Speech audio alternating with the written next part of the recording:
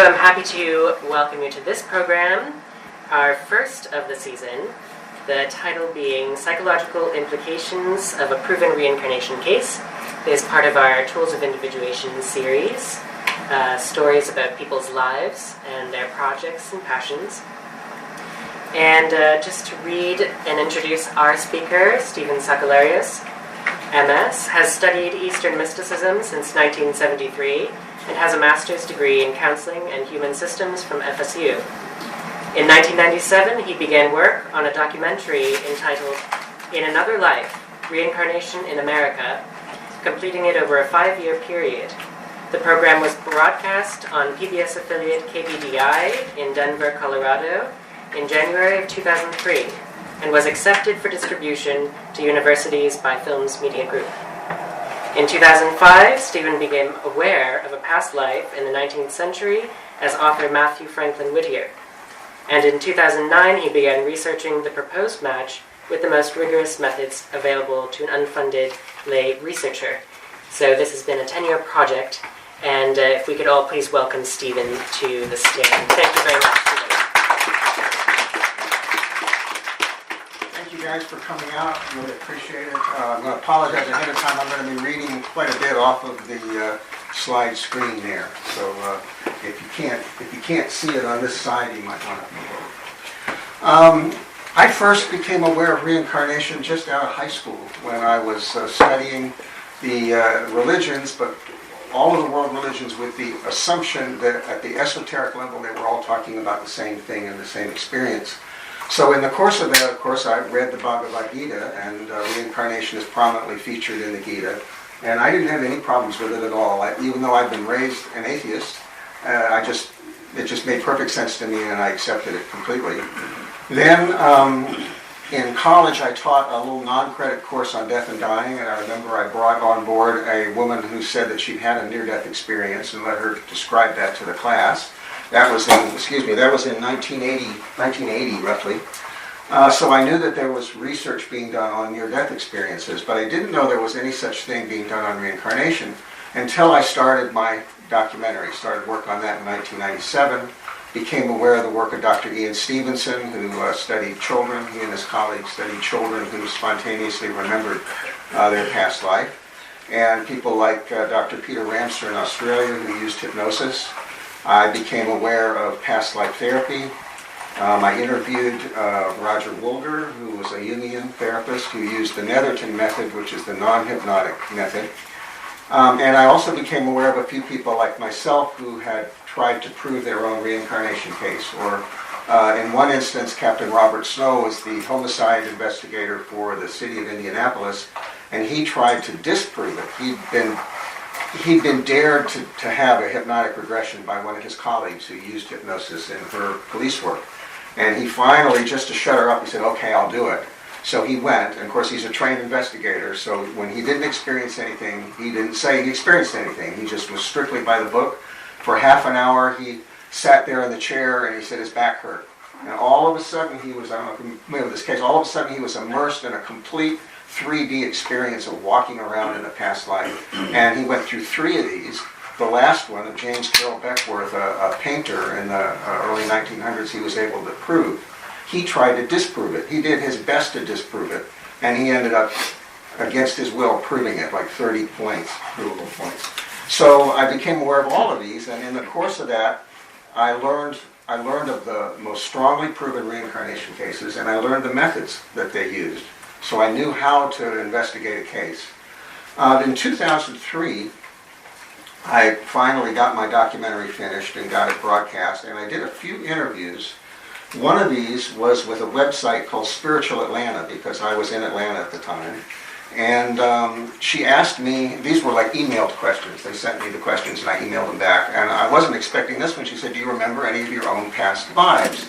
So I've had some inklings of a few. And one of them was, I said I'd been a writer, connected, I think, with the Romantic poets. I didn't know what the Romantic era was, technically, but I said with the Romantic poets, for example, not any of the famous ones as near as I can tell, but I think I knew some of them personally and ascribed to their overall philosophy. So that was 2003.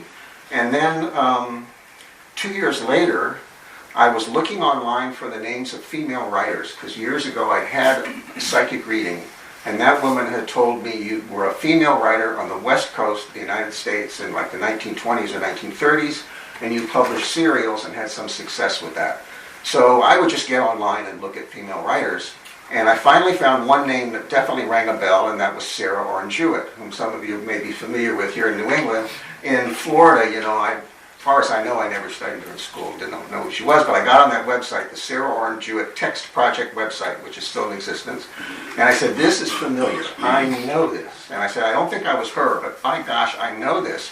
And went on for a month like that, and finally I sent the URL to a friend of mine, Jeff Keane, who was in my documentary, who I thought was psychic in his way. And I said, if anybody can figure this out, Jeff will know what it is. So I sent it to him. He sent back this page. I'm going the wrong way. Okay, here we go. And this is in her social circle. At the very bottom of the list was Matthew Franklin Whittier. It says his birth and death dates. It says he was an author. It says he was the brother of John Greenleaf Whittier, whom, you know, I'd never heard of this guy. Nobody's ever heard of this guy. I had heard of John Greenleaf Whittier. I thought that he had written a poem about the Oversoul, which turns out that was Ralph Waldo Emerson. It wasn't Greenleaf, Whittier, but still, I knew kind of who John Greenleaf Whittier was. Never heard of this fellow. As soon as I looked into the eyes of this image, I knew that was me. It was like looking at myself, a picture of myself. I said, this is me. I know it.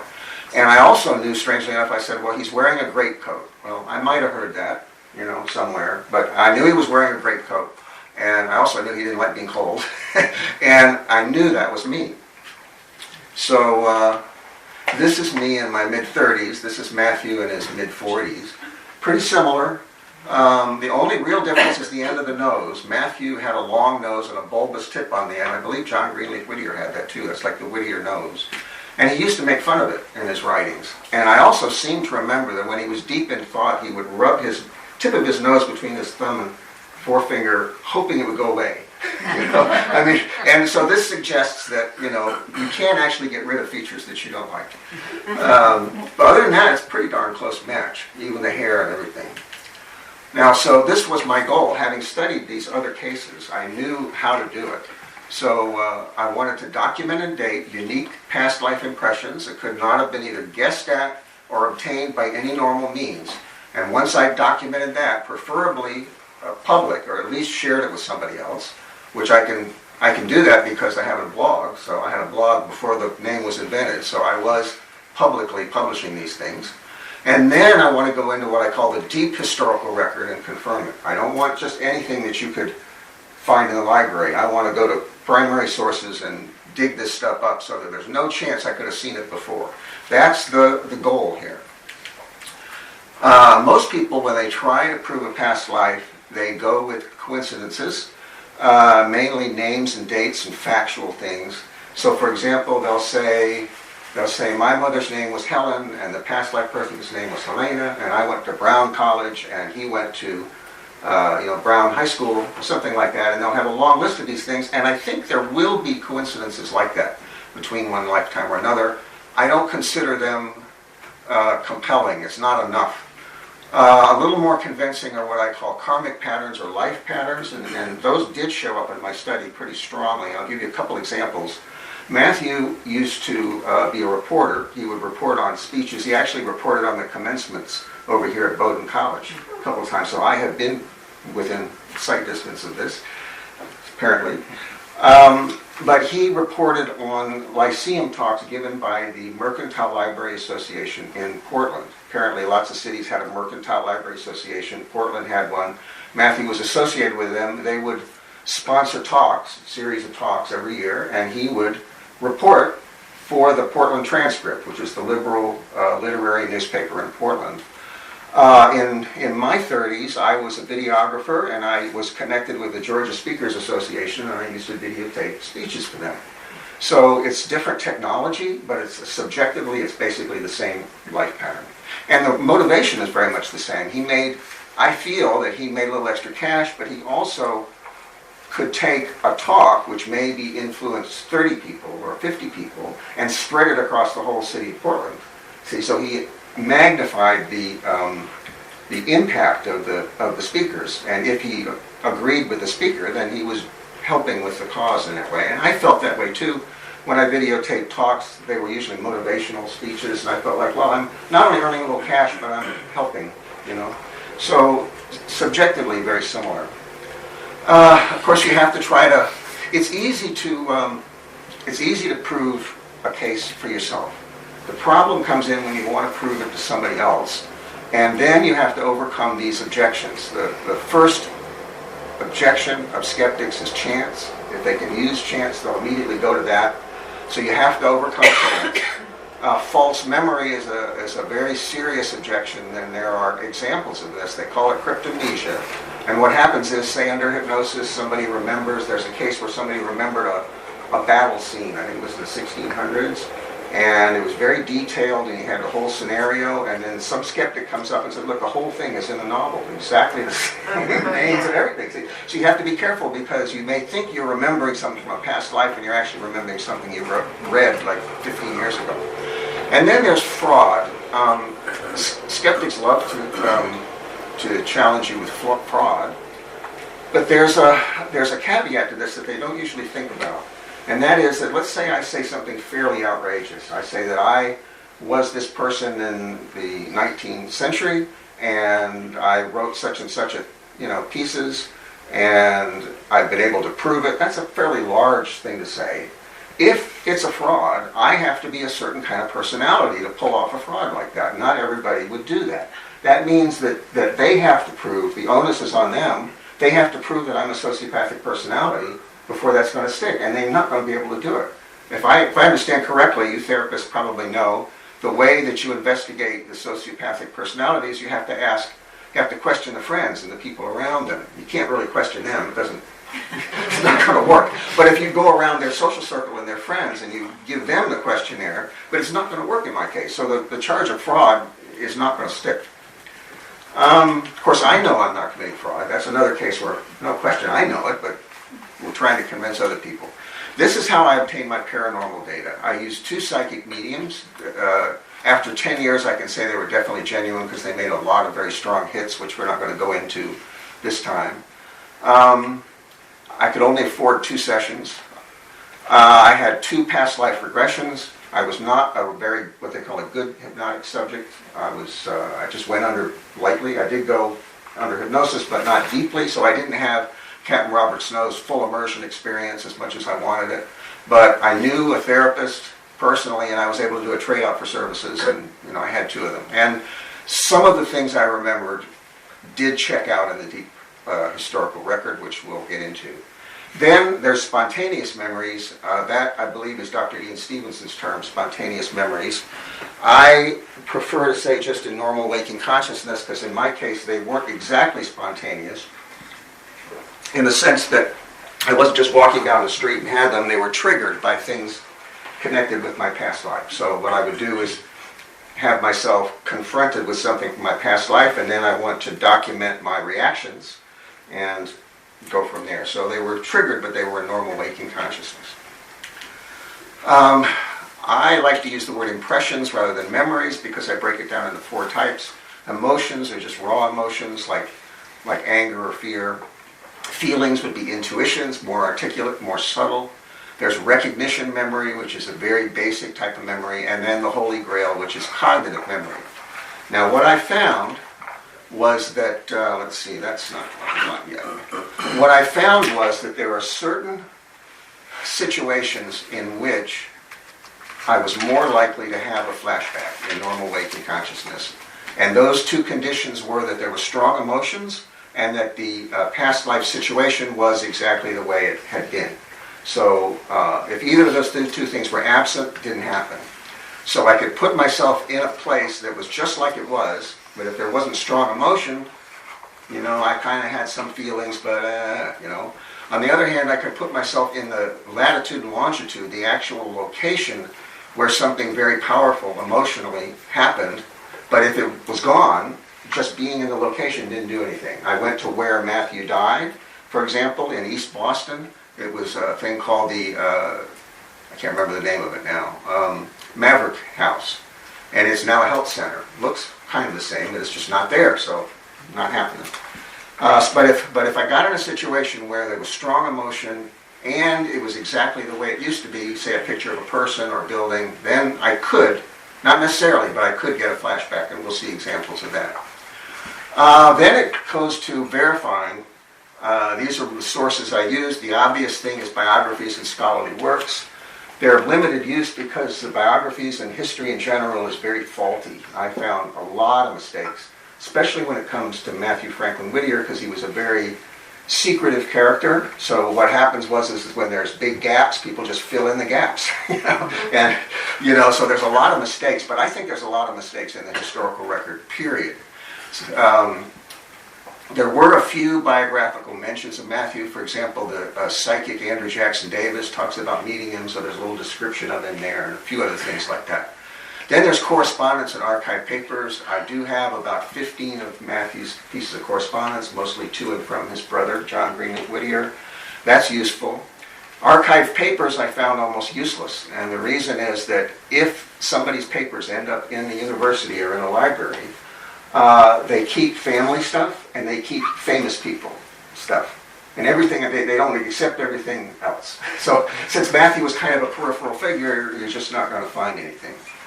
Books and newspapers was the huge repository for me because Matthew was a writer. He had a 50-year career. I found over 2,100 of his published works, which is, nobody knows about this, but I've discovered this over a period of 10 years. He wrote anonymously, so I had to track all this stuff down. A lot of it was ascribed to or plagiarized by other authors. I had to disprove their claim to it and prove his claim to it. He wrote about, I think I'm up to 13 books now, and in quite a number of newspapers. We'll see examples of this. And finally, there's diaries. He had a diary. He mentions it, but I don't know where it is, if it survived. He did, however, publish travelogues, and published travelogues are diaries, published diaries. So I have that material. There is one diary, or actual diary, and that's the diary of Matthew's younger sister, Elizabeth. It's been very heavily edited to the point where Matthew doesn't even appear in it at all, which is very suspicious.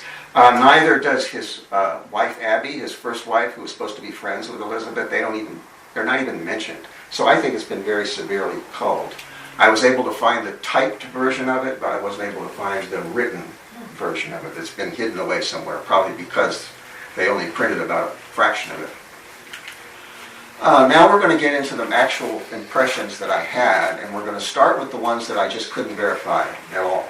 I had some inklings. I couldn't verify anything, definitely, but they could be verified. If a letter shows up or a diary shows up and it mentions it, then we got it, see? But until that time, it just has to be in this no man's land.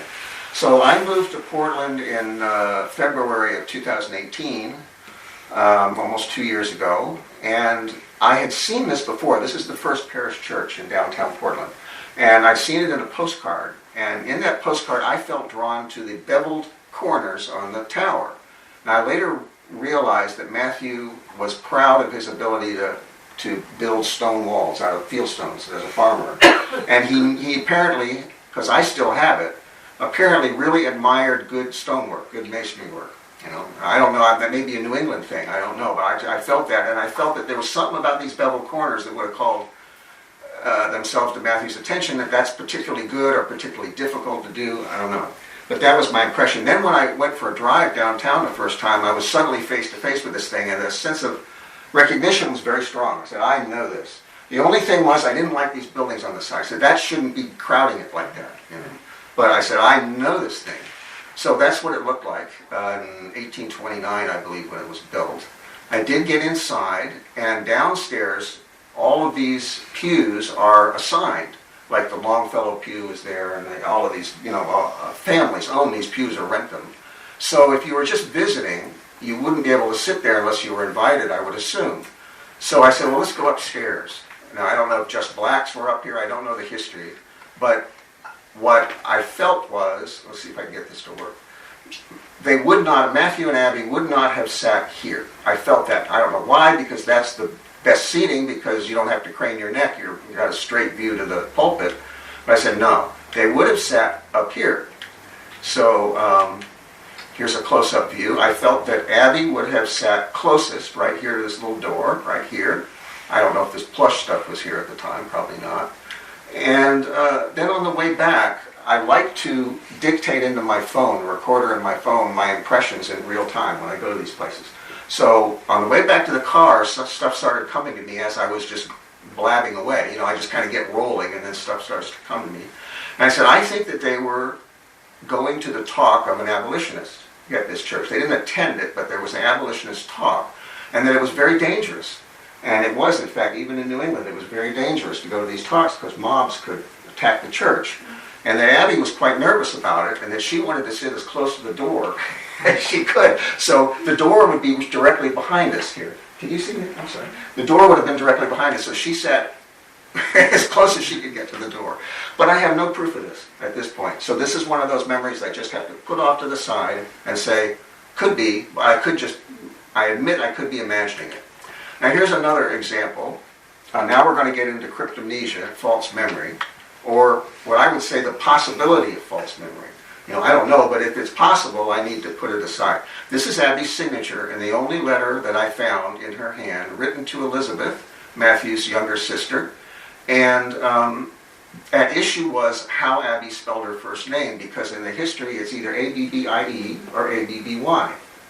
It's about half and half. But I had an emotional reaction. When I saw A-B-B-I-E, I felt indignant. I said, why can't they get this right? This is, you know, like protective, you know, why can't they get this right? That's not the way you spell it. And then, when I found this letter, I said, I was right. But I forgot something. I had seen this before. This is a letter from Elizabeth to Matthew after Abby died, about 3 months after she died. And you see that Elizabeth spells it correctly, A-B-B-Y.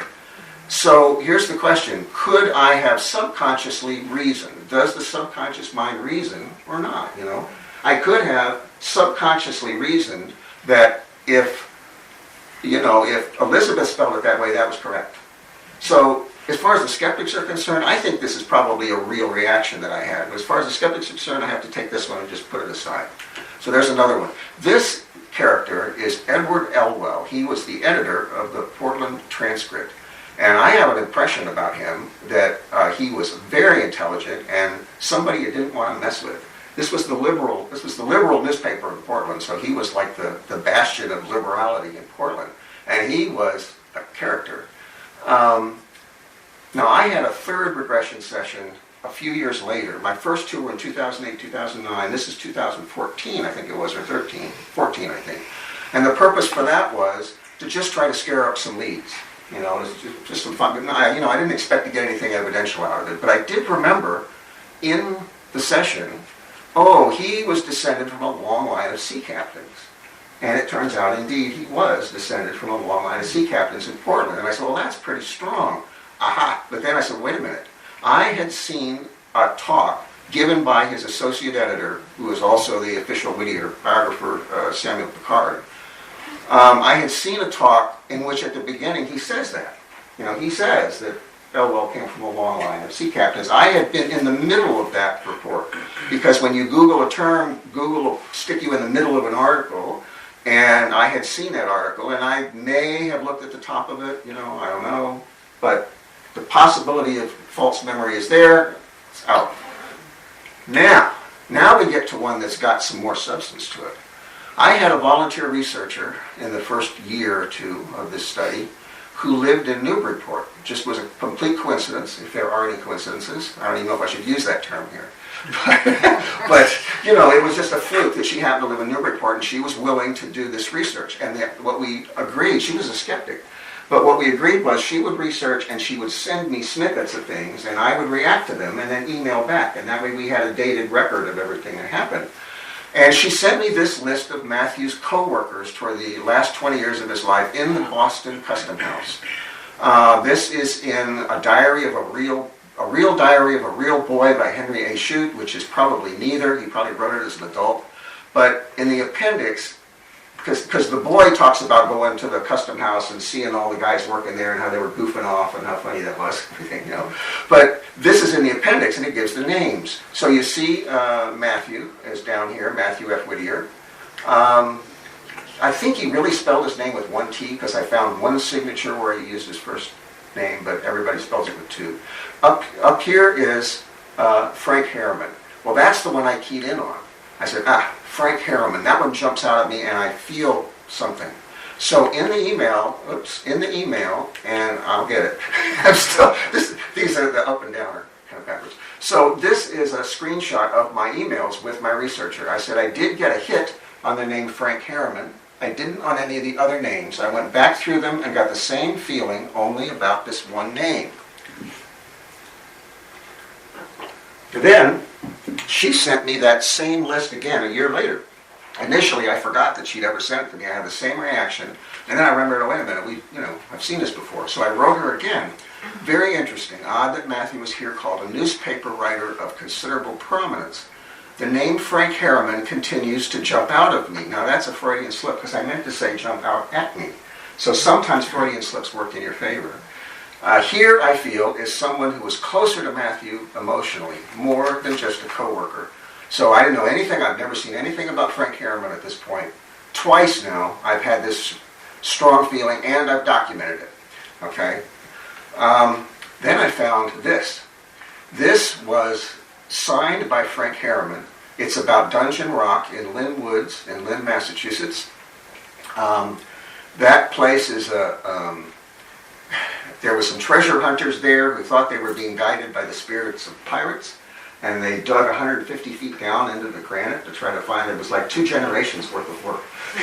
And they never found it, okay? But anyway, apparently, Frank and some other friend visited this place and talk about going down into the tunnel and everything else.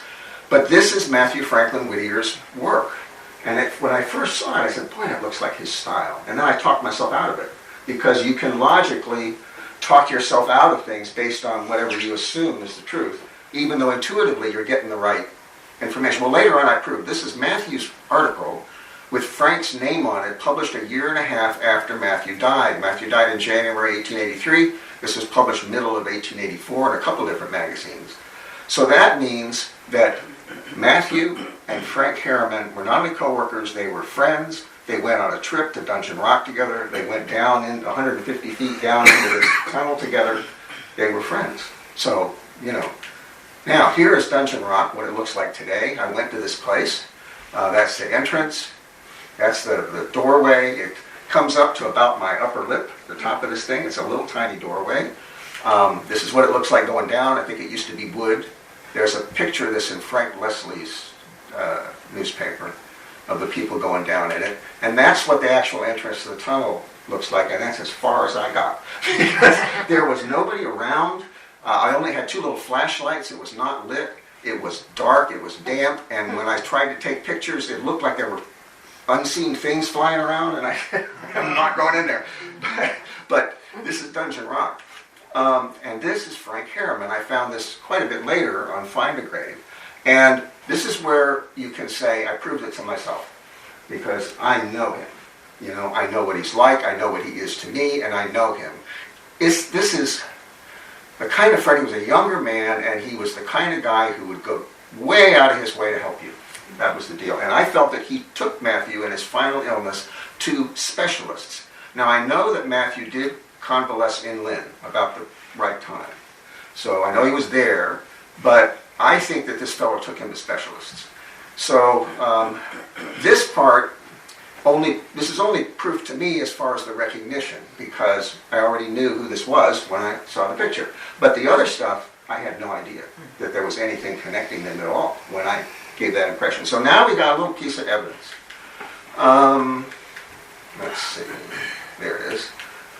This is the Boston Custom House as it appeared before the big tower was put on there. If you watch the news and somebody's in Boston, over their shoulder is a big tower with a clock on it. That's the Boston Custom House. It's now, I believe, a Marriott hotel.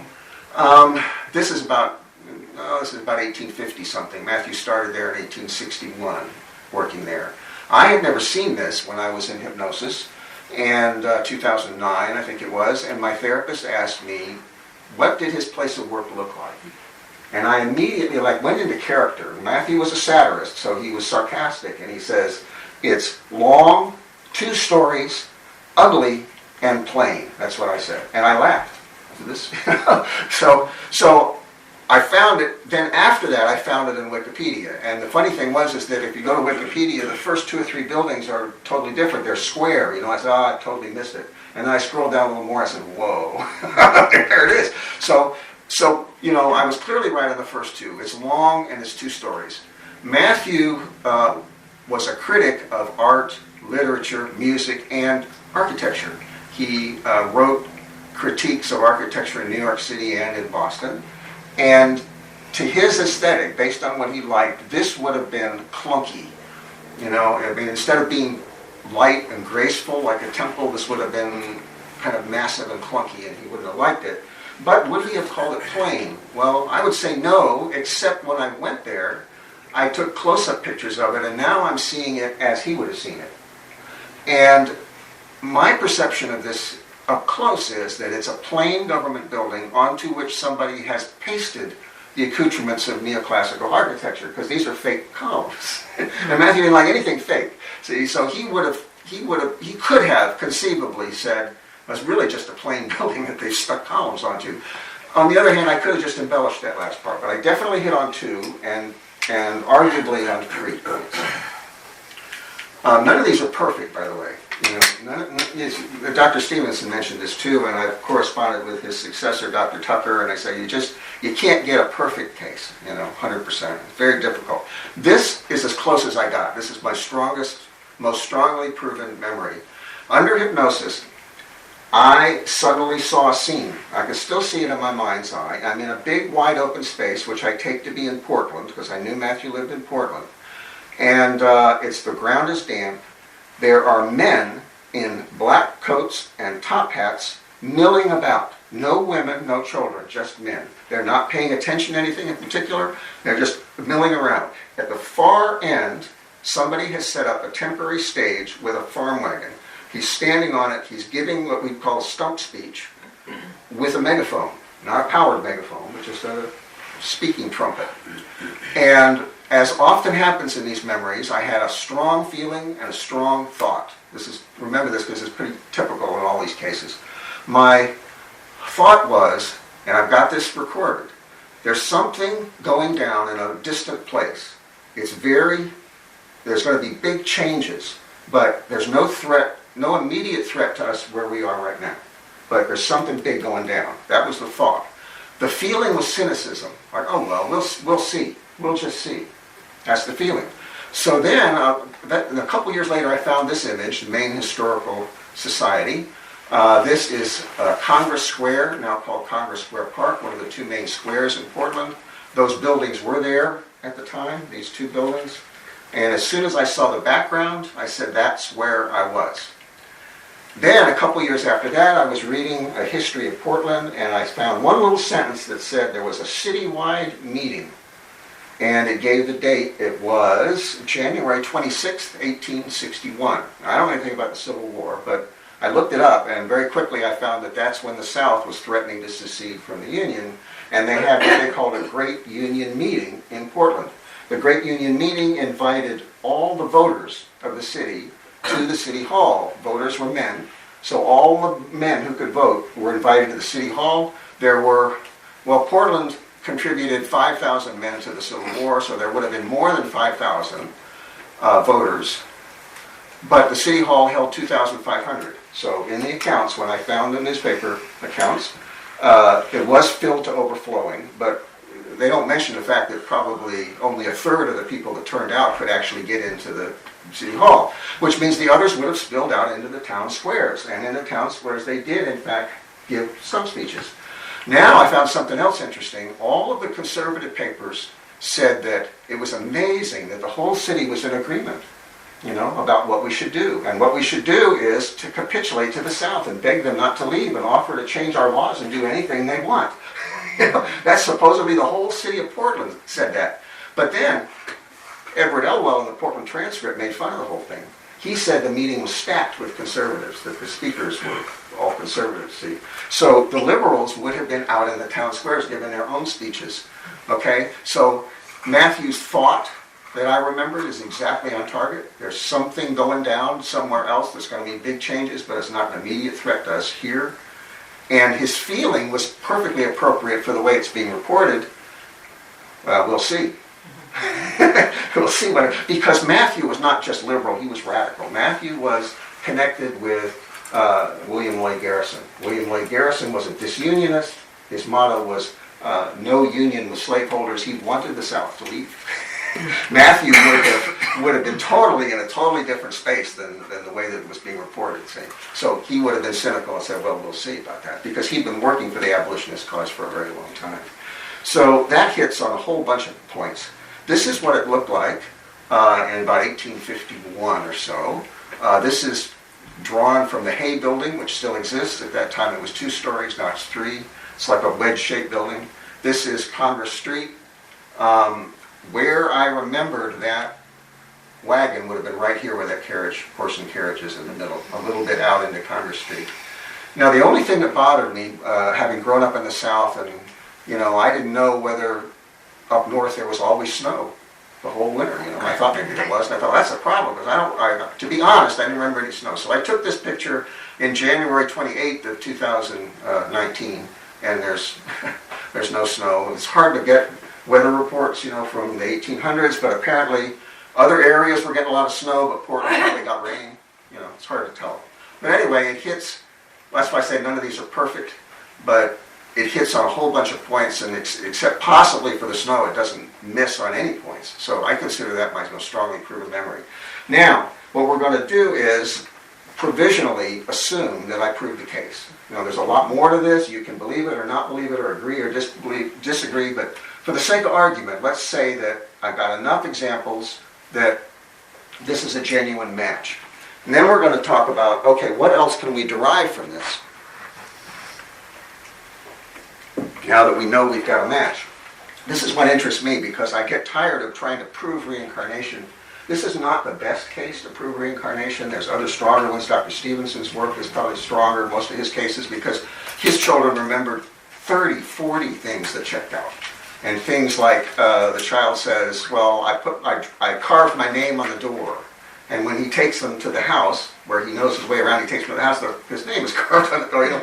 Or he says, I buried the money over here, and it's not there, but then somebody says, oh yeah, it was there. I dug it up. So Stevenson's cases, blow me out of the water.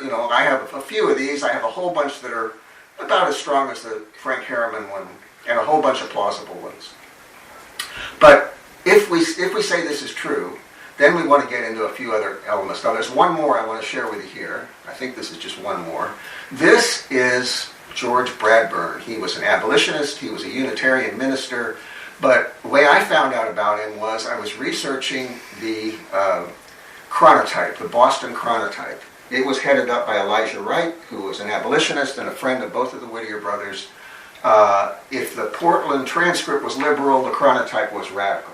And Matthew was able to just write anything he wanted for that paper. The only paper he ever had, other than his own little paper for a while, where he could just let loose. It was all under pseudonyms, but he could be as sarcastic as he wanted.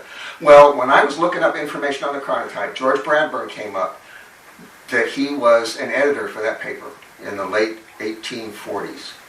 And I pulled up this image, and as soon as I pulled it up, I had an experience, or one of the only experiences like this I had. He came alive in this picture, and he turned to me, and a beautiful smile broke out on his face. And again, I had a thought and a feeling. My feeling was that he was a very close friend. This was like a best friend. And the thought that came to me was like something out of the 1900s. It was like a warm hearth on a cold day. Has anybody ever heard that expression up here? No. I never have. But that's what came to me. He was like a warm hearth on a cold day. So I know that if my memory is accurate, this is a very close friend. So I found a memorial written by his wife, Frances. And as I read down in the memorial, it said that he was friends with John Greenleaf Whittier. And you would think that that was like a plus, a hit, but I said, no, it's not strong enough. Because you know how you feel about your big brother's friends? How you doing, But that's not what I felt. Then I read down a little further, and it said that for 14 years he worked in the Naval Department at the Boston Custom House. Same department Matthew worked in, same period of time. within a small group of men, they were coworkers. And then you look at what they have in common. They both were anti-slavery. They both were deeply spiritual men. They were both spiritualists. And they both had a sarcastic sense of humor. So it's not perfect because I don't have any correspondence or anything that says they were best friends, but it's pretty close. So this also is pretty strong. Okay, so let's say we got it proven. The dot up there is to remind me not to go on to the next one. So if you see, there's a couple, 3 places where I put those on there. Here's what remains the same when a person reincarnates. According to my study, this is an unfunded layman's study with a sample size of 1. So keep that in mind, But if I'm representative, what stays the same is the emotions come right on through. Any of you past life therapists, you probably know this. The emotions, we are, as near as I can tell, reacting to our current life with our past life emotions. We just don't know it. We're actually remembering everything emotionally. Full recall, all of us. And then the higher mind stays the same. By higher mind, I mean, this is just a term that I coined. What I'm trying to say is values, attitudes, assumptions, humor, the way your mind works. It's exactly the same. Mine is exactly the same as Matthew's. And what's interesting is I am in a position to demonstrate it. Okay, it's not theory. I'm going to show you. Okay, this is what I think is so cool about my study. It's not, designed necessarily to prove reincarnation, but boy, it does a good job of this because I have 2,100 of Matthew's published works, and I couldn't possibly have seen any of them. So anything that I wrote before I found those works, I can compare. Now, obviously the physical body changes and the physical personality changes with its associations. When I first contacted the Haverhill Library in Haverhill, Massachusetts, I didn't know how to pronounce Haverhill, Haverhill. I love the New England accent. I can't reproduce it. I could listen to it all day. So that's part of the physical personality. All the associations that I have in normal waking consciousness are to this life, all the things I've experienced in this life. So if I am in Portland and I'm looking at Back Cove, I know that Matthew had some things to say about Back Cove, and I know he had some things to say about Munjoy Hill, which you can see behind Back Cove, and the observatory, but I just associate to what I know of it for the last 2 years. The only thing was I get a little bit. I thought, which I could have extrapolated, that Matthew made fun of the observatory. And I thought he made fun of the way the windows went around. Well, there is a piece in which he has a country cousin come, and Matthew is waxing eloquent about the beautiful scene of the harbor and everything, and the cousin suddenly pipes up and says, in the vernacular, he says, "Whose powder house is that?" Pointing to the the observatory, So I know Matthew kind of made fun of it. So the reason the dot is up there is one of the ways that I can demonstrate that Matthew had the same higher mind is because when I started reading his works, I recognized them. I did not know any factual data, like what room he was in, what the date was, what city he was in, who else was in the house, and nothing like that. But what I did know was the creative process. I knew how he was working it. I could kind of anticipate where he was going with it. I knew what he was trying to accomplish. I knew his motivation. I know all of Matthew's motivations for everything. So I knew what he was trying to do with it.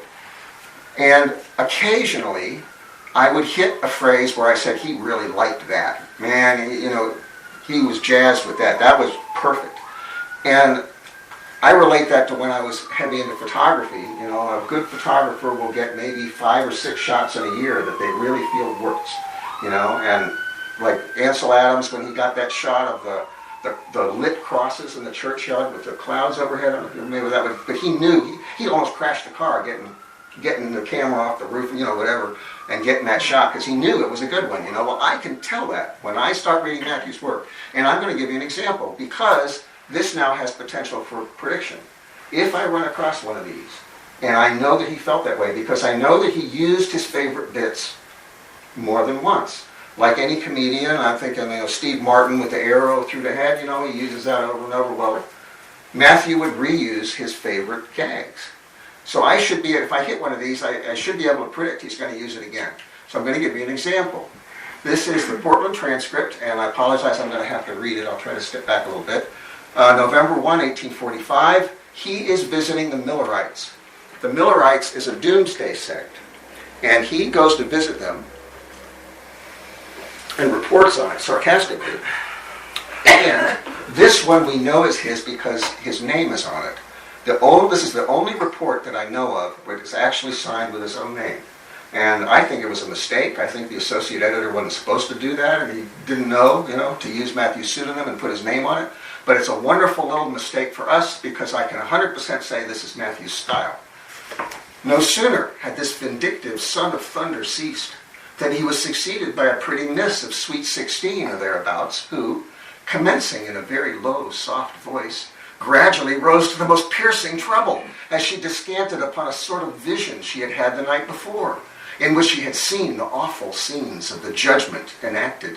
She was rather pretty, and had a very benevolent and mild cast of countenance, which contrasted strangely with the fiendish exultation with which she described the coming agonies of her unbelieving friends and acquaintances.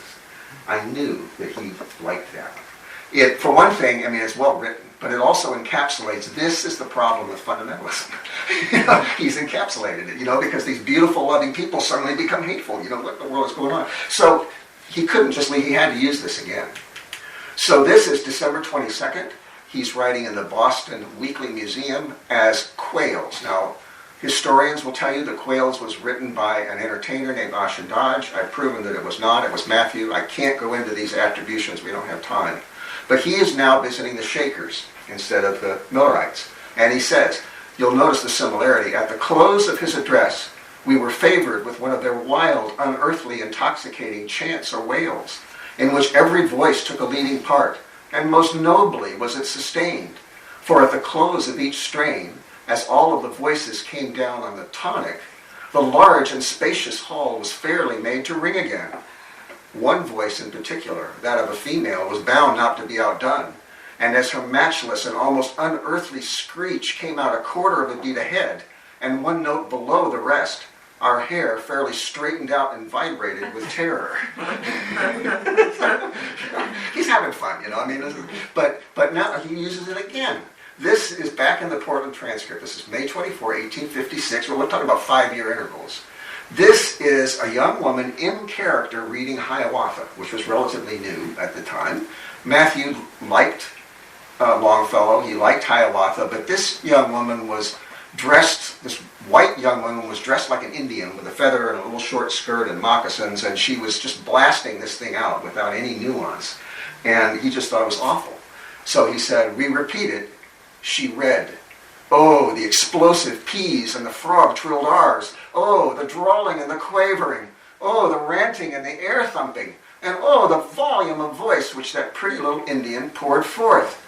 The first explosion frightened us so that we jumped as though electrified, thereby seriously alarming a nervous lady next to us, to whom we were obliged to apologize by ascribing the jump to a sudden pain. She looked incredulous, and we have ever since feared that to her our pain was a very transparent one, but we never shall know. The last one, he uses this again. This is in the one he gave Frank Harriman that was published a year and a half after his death. Apparently, Dungeon Rock is a mecca for spiritualism because of the spiritualists that were there. There was some kind of a service when they were there, and they sat through some of it. And he says, an entertainment had been furnished, though for what purpose or by whom we knew not. There was some fine singing in solos, duets, and quartets, and a slender little girl showed a good lip, large lungs, and nimble fingers on a silver cornet, out of which she fired repeated volleys of sputtering jigs at the overelated spectators. So that was the last time he used it because he passed on, but 4 times. So it's just interesting. Now what we really want to do is to compare Matthew's writing with my writing. And we're going to take the higher mind and break it down to a few different aspects and compare Matthew's writing and my writing. So the first thing is humor. When I was working on my documentary, 1998, 7 years before I found Matthew, I drove to Media, Pennsylvania to interview Carol Bowman, who is an expert on reincarnation for my documentary. And I felt like, I know this place. I know this. It's countryside, but there's the Mennonites, and I know this. So I had a weird idea. never had before. I said, because I did have the website at that time, I said, I'm going to take pictures, and I'm going to take the part of a know-it-all who thinks he understands everything about, the place, but actually is getting everything wrong. See, he's an idiot, but he's got a big ego, see? So I'm going to take that part. Well, Matthew had exactly the same kind of humor, but I'm going to show you mine. This is a part of the page that I created when I got back. While driving through the countryside, I stopped to practice a lecture on the effect of sudden traumatic death on subsequent incarnations, and found I had a very attentive audience. Rural Pennsylvania is known as the land of little horses. It's incredible how small they are. This one did look a little bit like a chihuahua to me, but what do I know? People here keep in such good physical shape that the joggers outrun the cars. In fact, a few years ago it evolved into a sport called sprint passing, but there were so many accidents it had to be outlawed, and these signs to pass only with cars were erected. Well, it's a little Photoshop. But it's interesting because Matthew, coming from a farm, used to make fun of rural people, so suddenly I'm making fun of rural people. I don't know why. Speaking of trees, it is widely known that lightning striking trees causes fires, but until recently, it was not known that the sun itself can occasionally ignite a tree if it happens to set right on top of it. I called firefighters to the scene, but fortunately they weren't needed this time. I was gratified that the firemen did take it quite seriously. None of them were laughing. Several locals had told me about a great old hippie guitarist they call the porch rocker, who had retired out this way and plays for donations on the front porch of this furniture establishment. But when I got there, he wasn't around, just his chair. But see, I was somehow subconsciously stimulated by being where Matthew, because, I don't want to forget this, it turns out that Matthew convalesced in Wilmington, Delaware, which is 20 miles from Media. So he was there. But I hadn't found Matthew for 7 years before I learned about Matthew. Now I've got another dot there. And the reason is that I'm going to read some of Matthew's humor. This is his one historically known character, Ethan Spike, who's like Archie Bunker. This one is not so politically challenging here. Well, all that's happening is he and his father are going to Westbrook from Portland. And they're going in the wagon, and they come upon a railroad crossing, and the sign says, "Look out for an engine when the bell rings." And his father was so stubborn. Now, a lot of Matthew's stuff is autobiographical, so this is the Whittier father.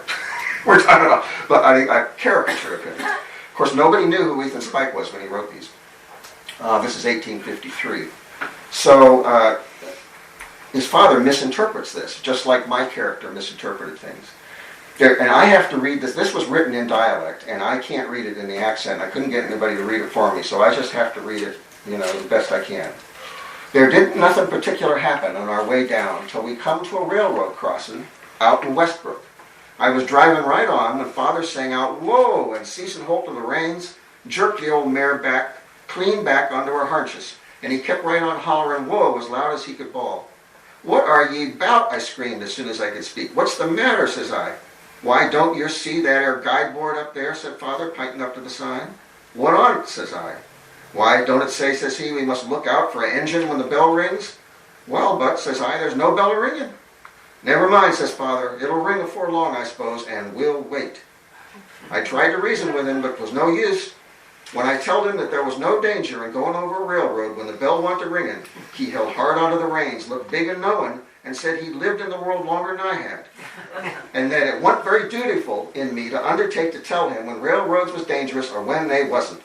"A pooty sight we should be," he continued, "carried back to Hornby," that's their little fictional town of Hornby, Maine, "in a box, all chopped up into little pieces by a locomotive in consequence of your undutifulness." While we was jawing, I heard the engine scream. "Now drive on, Father," says I, and I tried to take the reins, but he yanked them away and said sternly, "Not till the bell rings." Another minute and the whole train rushed around the curve, snorting and smoking like 200 devils, and the bell rang out. "Gee up," shouted Father, hitting the mare.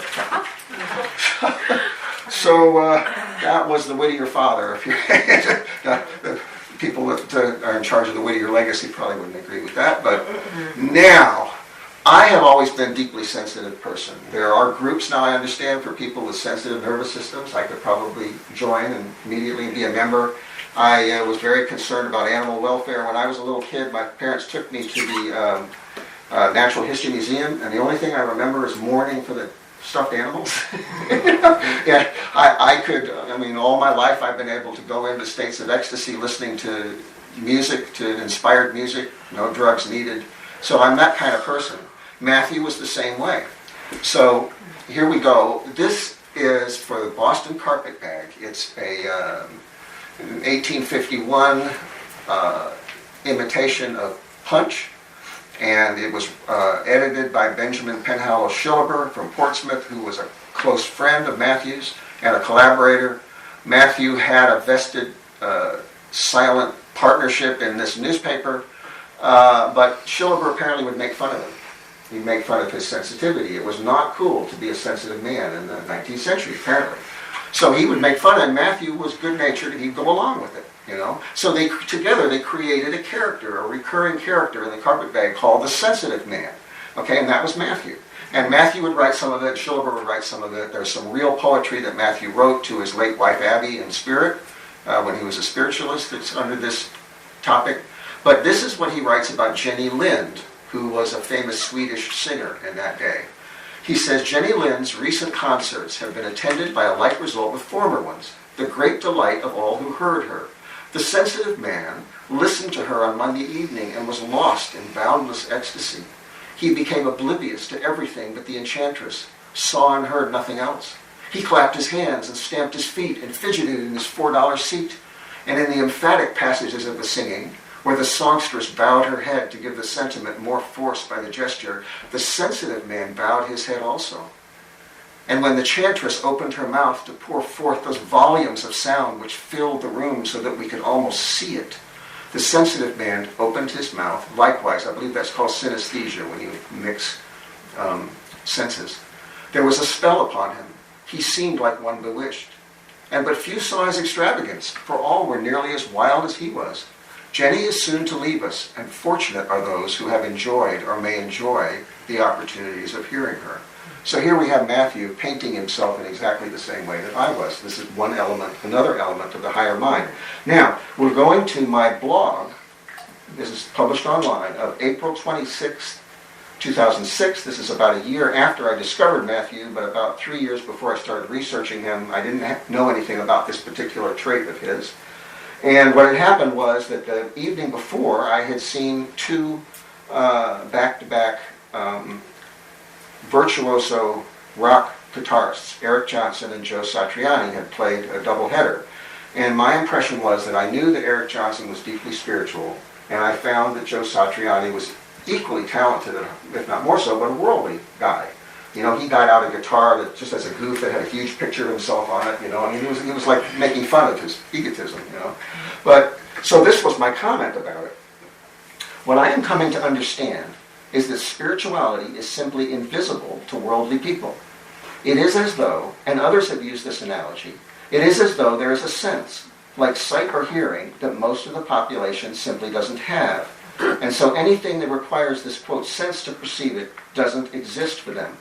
For me, the spiritual energy, the spirituality in Eric's music was tangible, as though I could reach out and touch it. For perhaps the largest portion of that audience, it simply wasn't there.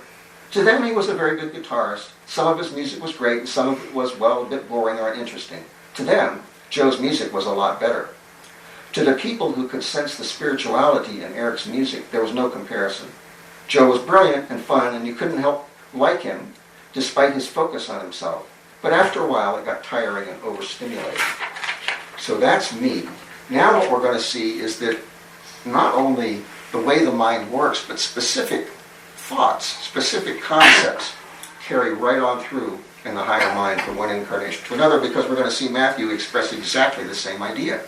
This is in an earlier humor magazine, the first American humor magazine that was patterned after Punch. This is in New York City. It's called Yankee Doodle. And this is supposed to be a humorous series. And he introduces it. It's about men without noses, okay? But he defines nose, when he capitalizes it, caps and small caps, as spiritual perception, spiritual sense, the ability to perceive spirituality. That's nose. Intuition, in other words. So what he does is he breaks humankind down into people with nose and people without nose. Then he further breaks it down into people who are have good fortune and bad fortune, and he breaks that down into looks and wealth. So now he's got 8 cross-corresponding categories. Handsome rich men with nose, handsome rich men without nose, and so on. Now, this actually is a pretty interesting philosophy, because if you look at it, the first one, handsome rich men with nose, you're talking a philanthropist, somebody that benefits society with their wealth and their good karma. However, a handsome rich man without nose is going to crush society. He's going to be a capitalist that crushes people, or a politician who crushes people. Okay? Now let's go down to the bottom. Ugly poor men with nose, we're talking to St. Francis here. St. Francis was not supposed to be particularly handsome either. No, excuse me. Ugly poor men without nose would be like, ugly poor men with nose, would be like St. Francis. Ugly poor men without nose is probably a criminal. In other words, somebody has very poor fortune and they don't have any spiritual perceptivity, they're going to strike back and just take whatever they can get. Matthew made a separate essay for each one of these, hiding behind humor as though it was humor. But he's expressing, I would say, exactly the same, it's the same idea that I expressed in mine. So, in the higher mind, this is true for everybody, I think. You're thinking the same thoughts that you thought. And what I think is interesting about this is I can actually objectively demonstrate these things. Now, I have always hated hypocrisy, and Matthew hated hypocrisy. I backed off a little bit on sarcasm compared to Matthew. I'm going to do this in reverse order from what I usually do. This is my take on the sociopathic personality as of August 2008. It's still a year or so before I really started studying Matthew's work, but I knew he didn't like hypocrisy at this point. But this is what I had to say about that. What the sociopathic personality excels at is projecting the opposite of the truth to create a deflecting shield. In effect, they tacitly acknowledge their state by taking on the cloak of its opposite, which means they're predictable. The immense degree of this hypocrisy is so unthinkable that the size of the lie itself makes it impossible for ordinary people to question it. But the sociopath's secret weapon, which makes him successful, is that he is, in fact, willing to do it, because he does not have a functioning conscience. So he can go to extremes of hypocrisy that no one else would think of doing or believe is possible. Now, Matthew did an awful lot of writing about bandits and robbers and trying to understand, because he didn't really have an understanding of the sociopath. Because with his religious training, he believed that everybody had a core of good in them, and that there's some reason why they're acting like they're acting, and you could understand and forgive them.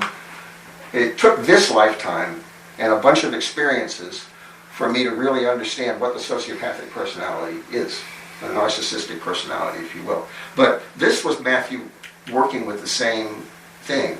This is Caleb Cushing. Now, Caleb Cushing was a Puritan. He was a scholar. When John Greenleaf was in politics, before he became primarily a poet, he managed to get this guy into Congress on the quid pro quo that he would block slavery in the District of Columbia, which he did. But then he turned on the whole movement. He turned on the anti-slavery movement after that. And not only that, but when the Mexican-American War came around, he joined up and became a colonel. So he apparently was a ladies' man, and he had like a group of female admirers. So they all gave him a send-off in Boston. And Matthew attended this and reported on it in true sarcastic fashion. Okay, but this is for the Boston Chronotype. And the Boston Chronotype, he had free reign. He signed this thing, Clam Chowder, I know it's him, so that nobody could know who the heck did it. But there's 2 illustrations, and forgive me for the political incorrectness, but he's making Cushing into Koot Singh, an Indian chief, with his harem going off to war. And this is his favorite, okay? But this is Parson McLaws. He's the Puritan minister who came to bless Cushing as he was getting ready to go off to war to kill Mexicans, their women and children, and take their land. Okay? And I'm going to read you what Matthew said about this fellow in just a second.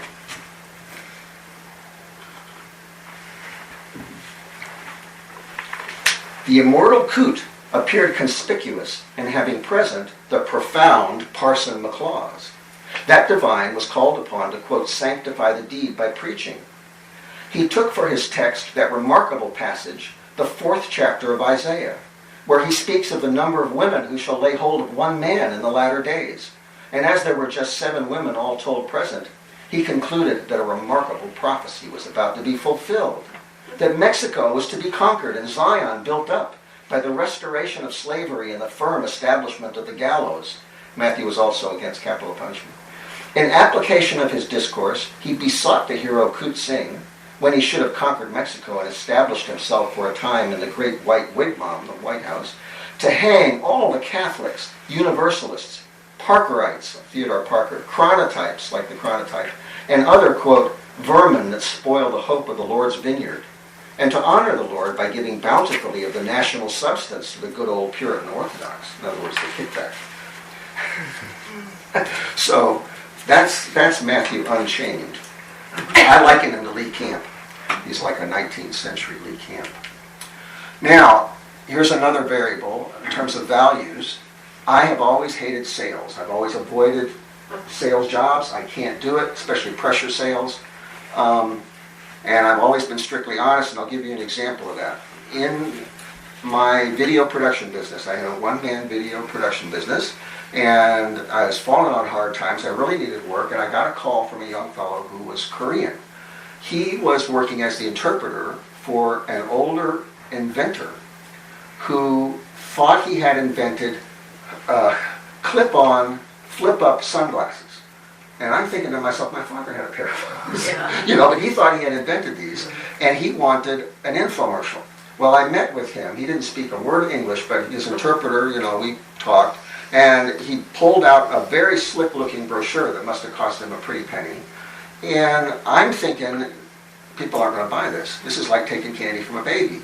And it's going to be, I would do jobs cheaper than anybody else. I knew how to do it with my little equipment. It was going to cost me $15,000. And I wouldn't hardly made anything off of that.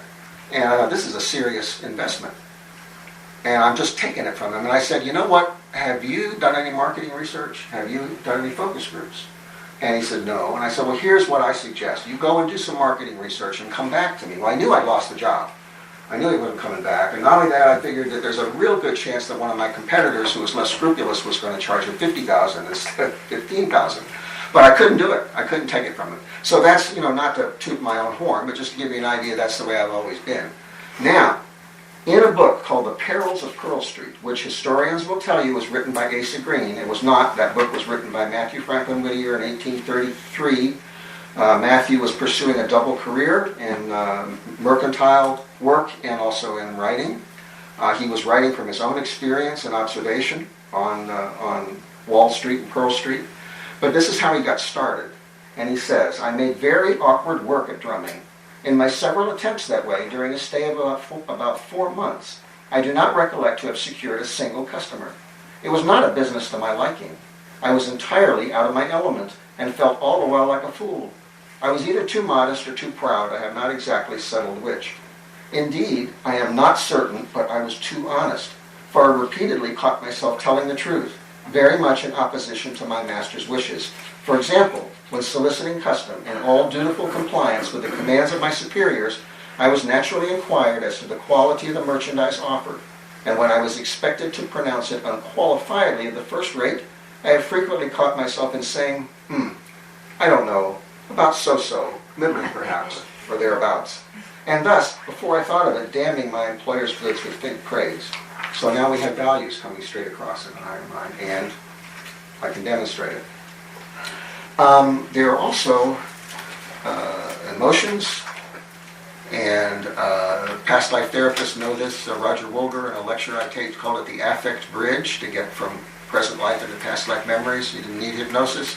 The technique, the example I always use is somebody says they come in with a shooting pain in their stomach, stabbing pain in their stomach, say. And he'll say that again. A stabbing pain. And I say it again, stabbing, shut up, stabbing pain, and suddenly they remember being stabbed. And they're in it, So he just used association. He didn't have to use hypnosis.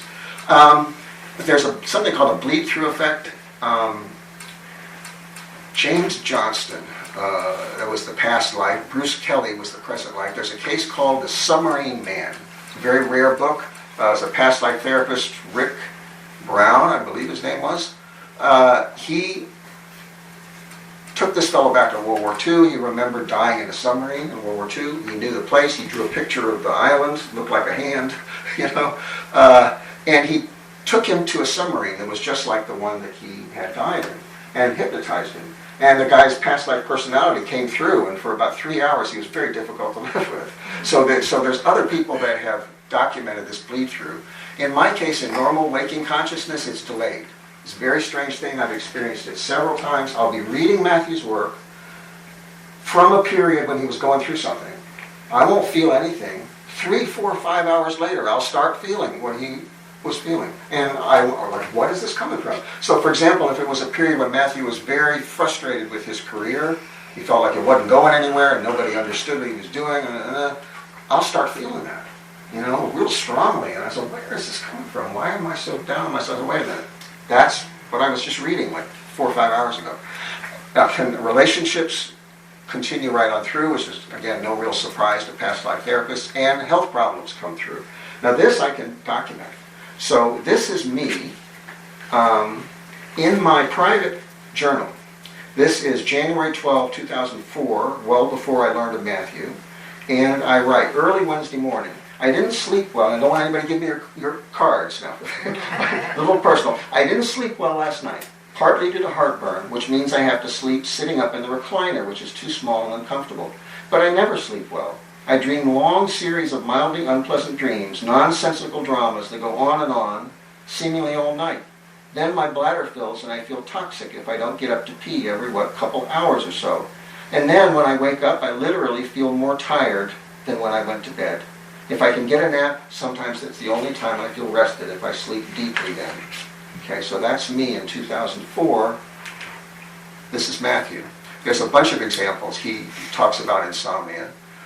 Here he's only about 16, I think 1828. I am neither one of the moon's men nor the man in the moon. Were I either, I should not trouble you or anybody else with my complaints. I have peculiarities, and in the lawful and innocent indulgence of some of these, I meet with a great deal to complain of. Thus, like Cassius, I often do not sleep o' nights, and like Banquo, I frequently walk too late.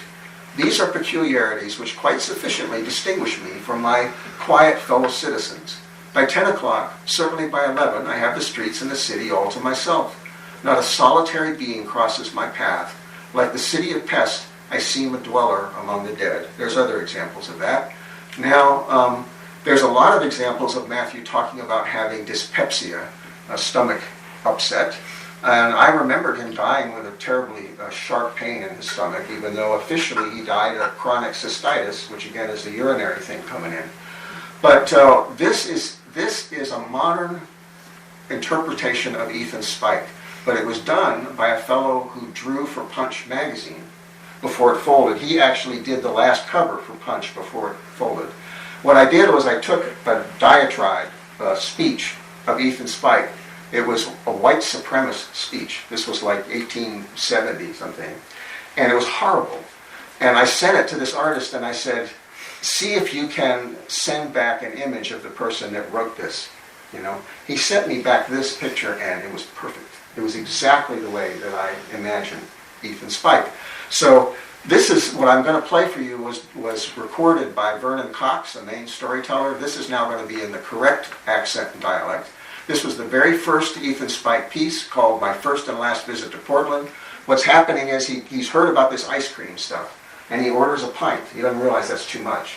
And they're snickering at him in the store, and he says, well, I'm just going to eat the whole thing just to show him. Well, he gets sick, and then he starts adding insult to injury by eating all kinds of other awful things. And the purpose of it, Matthew always had a deeper underlying purpose. The purpose here was to show how people's stubbornness, they create their own suffering. Okay? So, long story. But anyway, I'm going to now play for you. This is a little bit longish, but this is the tail end of that piece, and this is Ethan Spike. Now, Matthew put his own life into his fiction to a degree that nobody knows. Nobody understands that or understood it. I knew it the second I laid my hands on some examples of this work. I said he put his own personal autobiography into these things, and it's been proven a million times over, so that in itself was pretty strong. But this is Ethan Spike. This is himself that he's exaggerated for the purposes of his character. And I sat down by the Wanderer there and tried to think that I'd feel better, but 'twas no good. That blessed old engine inside me twisting and wailing away like a steam locomotive. I went out and ate a quarter's worth of boiled oysters and a piece of mince pie, and I went back and told the tavern keeper I felt kind of sick. Thought I'd take some castor oil, a mouthful of cold meat, and a strong glass of whiskey punch and go to bed. He got the fixins, which I took and went to bed. I'll tell you what, I had rather a poor night.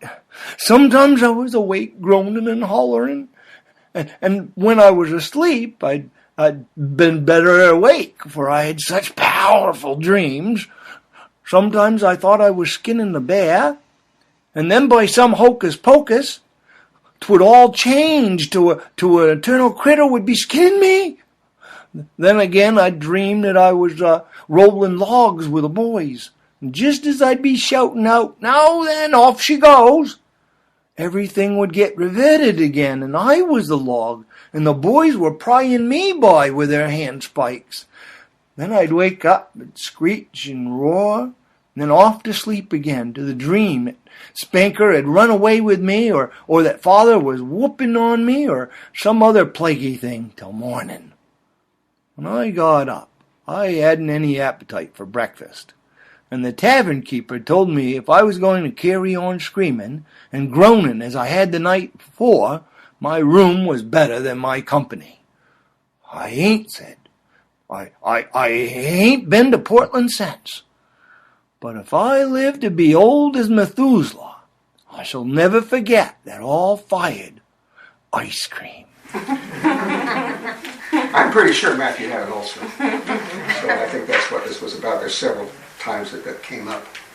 Now, there are some drawbacks to my little one-man study. Of course, I was unfunded, so I really, I couldn't afford anything hardly, a little bit. But I would ideally like to have had more readings and more regressions. I should have had maybe 6 readings, and those psychics should not have been able to compare notes at all. And I should have, after I got those readings, and I was very careful not to give them anything to go on, to make sure that they didn't use the cold reading technique, which is just like advanced guessing and leading.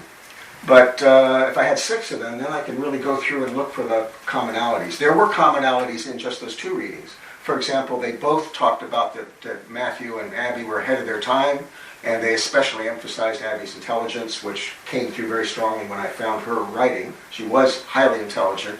The second psychic mentioned it 4 times, but the first one also mentioned it. So there were some cross-correspondences, but when you get 6, and there's cross-correspondences in 6 different psychics, you've got something to go on. I should have been just the subject or just the researcher. It was very awkward for me to be both. And I couldn't, there was nobody that was going to research this for me. So what I did was I tried to be very careful about when I knew what. So when I had the impression, and then when I found the confirming evidence in the deep historical record, and that way it was still, rigorous to an extent. But I wasn't as careful about the impressions. Some of them I documented, some of them I really didn't. And in order to figure out when it was I had that impression and what I actually said at the beginning, I had to go back through my notes and look at the dates on graphics files and look at my correspondence with my researcher and look at my blog and my diary and put all that together. I should have been more careful. I was very careful about what I found as evidence in Matthew's writings. And if you read my first book, which is a huge e-tome, in the back I have the research timeline, which shows exactly when I found certain things. So you can go back to that. Now we get to the implications, which was that's what everything was building up to. The first one is that the worldview a person has develops from the logic of their past life experience. You all may know this. But, I can demonstrate this. It's, in past life therapy, we know that phobias make sense. They're not irrational if you look at the past life. So if somebody has what's supposed to be an irrational fear of drowning, and you look in the past life, it was perfectly rational. They drowned. The guy drowned in a submarine or whatever, But this is not just true for phobias, it's true for everything. So if you have somebody, for example, who says the world, everybody's out to get me. Well, chances are if you could go back into the past life, you could see that everybody literally was out to get them. That was their experience. And so we're living our present life with the worldview from the past.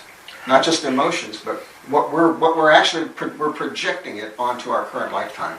That means that we've seen the higher mind. We've seen that the only difference between my higher mind and Matthew's is that I have learned to pull back on sarcasm, because Matthew wanted to use sarcasm as a weapon for good, but you're likely to cut somebody else with that sword. You got to be careful whose feelings you hurt. And I've learned that it's very important not to hurt anyone's heart, anyone's feelings. So I'm careful with that. But basically, it's the same on that level. That means that changes very slowly. And this is the level at which therapy is aiming at, I think. If you really want to help somebody, you're aiming at that level of the mind. In other words, you want to change attitudes. You want to change worldview. You want people to question, their worldview and say, I wonder if we could look at it a little differently. That means that if you're going to help somebody, and it's not just a Band-Aid, and it's not going to be reversed at some point, you have to facilitate natural processes, and that means you have to understand it. You have to understand what is the natural growth process from one incarnation to another, and work with that. Because if you work at cross purposes with it, it's like trying to dam a river. It's going to bust through at some point. Emotionships and relationships are cumulative, which means you're not just talking the last one, but the one before, and the one before, and the one before. And your experience of past lives is projected on the current life. I'm going to give a couple examples just off the top of my head. I'm not a practicing therapist. I have a degree. I haven't practiced, except in college and training. But let's suppose you have an abusive relationship and you have a young woman who is being abused by this man, but she cannot see him in that light. To her, he's wonderful. He's a good person. She makes all kinds of excuses for him. It's just, he's going through a bad time in his life or whatever it is. But, you look at this situation, you think, this guy is really crapping on this woman, and she can't see it. You could interpret all day and she can't see it. Well, the problem, I think, would be if you go back into the past, he's the same guy, but everything was okay. There were no challenges. They had a nice house, they had plenty of money. If he cheated on her, he never got caught. In her experience of that lifetime, he treated her wonderfully, because he had no reason to do otherwise. He had a free ride, right? Now, this is the way I think that karma and life works. You get into the next life. Now, life is like, and reincarnation is like a science experiment. Let's swap out a couple variables. We're going to leave everything else objectively the same, but we're going to take a couple things and move them out. So now we got a little house and we don't have enough money, and the guy's getting caught cheating. Okay? But she's still viewing him as what she subconsciously remembers from the past. So it's not just phobias. You would have to go back into the past, and in that past life, she would have to see through the facade there. Then she could accept what's going on now, because she's projecting. Another example would be alcoholism. I would have to guess that alcoholism develops over 4 or 5 lifetimes. So the first one, he goes to the pub, he has a great time, he gets smashed, he sings with his friends, everything's fun. And he can take it or leave it, He goes home, if they can't afford it for 3 or 4 months, that's fine, The next lifetime, maybe a little worse, until finally,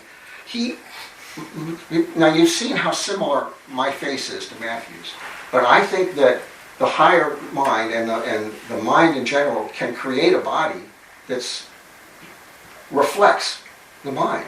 So he can now incarnate into a body that needs alcohol. So there is a physical component, but it's not causal. There's something before that, which is 4 or 5 lifetimes of experience. He's finally gotten to the point where he's now got a body that needs alcohol, but that's because he thought it was fine before, and he cannot see it. He jokes, he says, I'd rather have a bottle in front of me than a frontal lobotomy. And he thinks it's funny, and it is funny, but it's not funny for him because he's ruining his life and his family's life.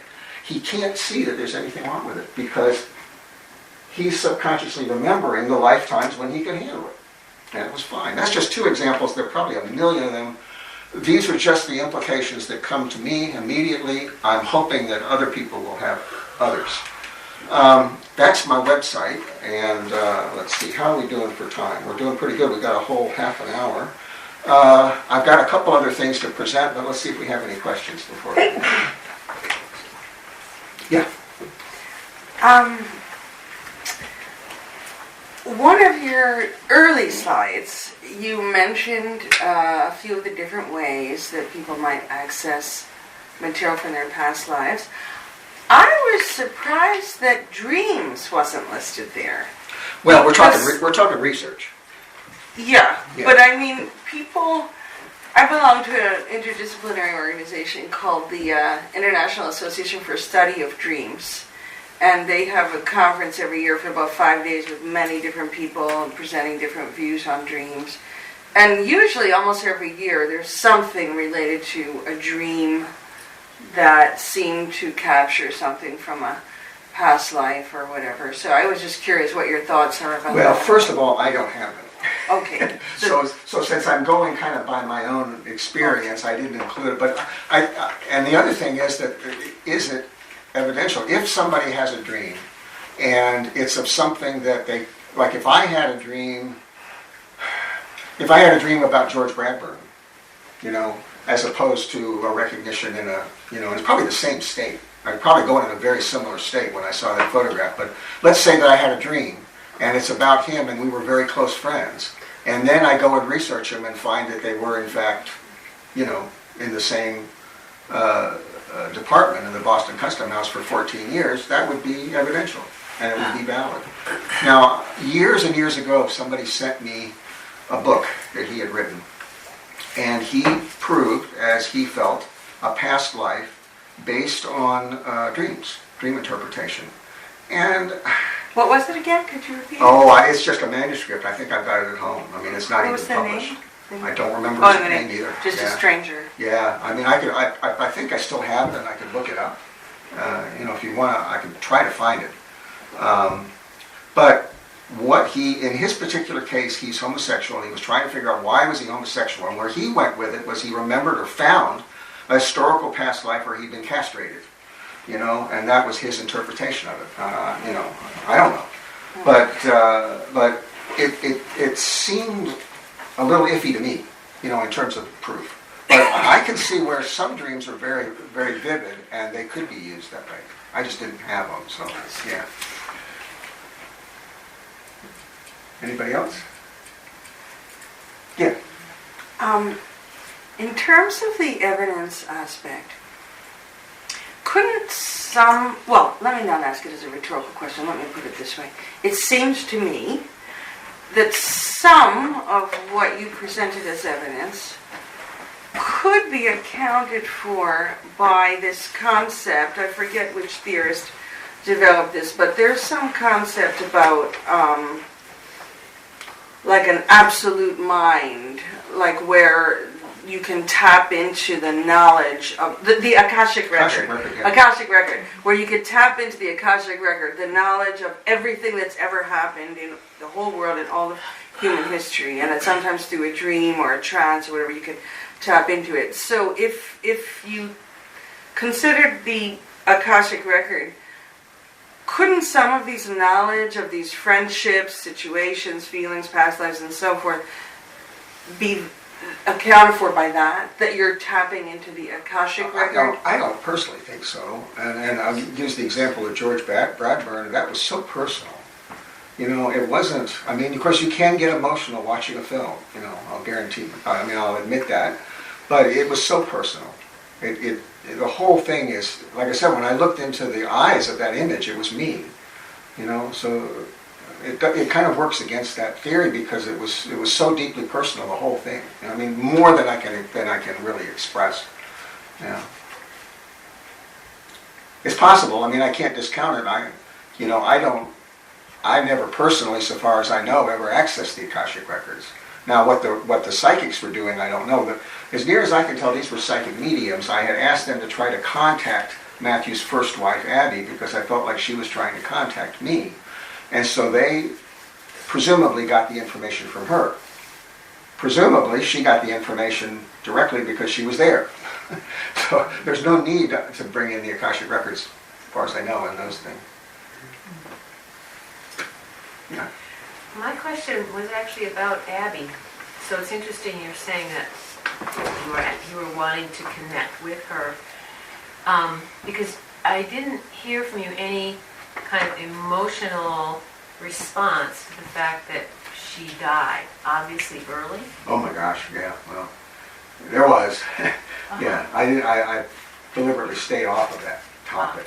But actually, well, in the Whittier legacy, the little bit that she's mentioned, she is described as being pretty, and there's mention of her being nervous, and they know a little bit about her father, her parentage, because her father's cousin comes up in Whittier's poem about the Countess.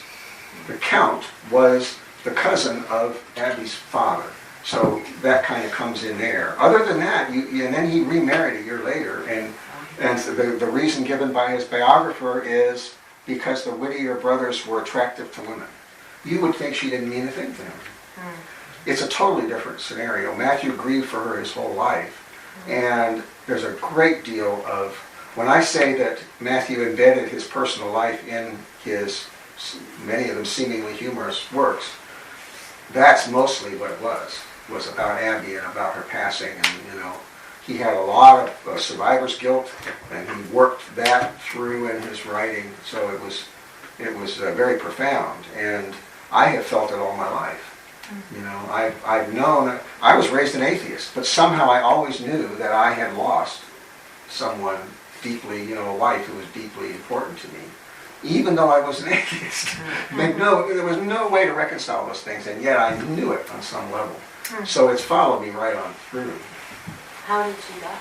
She died of consumption, tuberculosis, which the first psychic said. She said she died of tuberculosis. That was correct.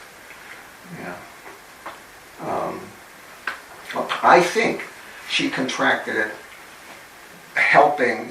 See, it was the women's martyrdom of the day. When they would help somebody with consumption, they would catch it and they would die a few years later, and then the person who was helping them would die a few years later, and it went on like that. So she helped. I think Matthew had a cousin, Moses, in Dover, New Hampshire, where they eloped to. And his second wife, Sarah Jane Hacker Whittier, died of consumption, and she was put in what they call the pest house, which was, the quarantine house, which was probably not very pleasant. And I think that Abby couldn't just leave her there, because my feeling is, I don't have substantiation in any of this, but when they eloped to Dover and went to Moses and his wife, she immediately welcomed Abby and took care of her. That's what I feel. And Abby could not leave her to die in the pest house alone. So she went to help her, and then a few years later, she gets it. So, and then her friend Mary was sick a few years after that, and it goes on like that.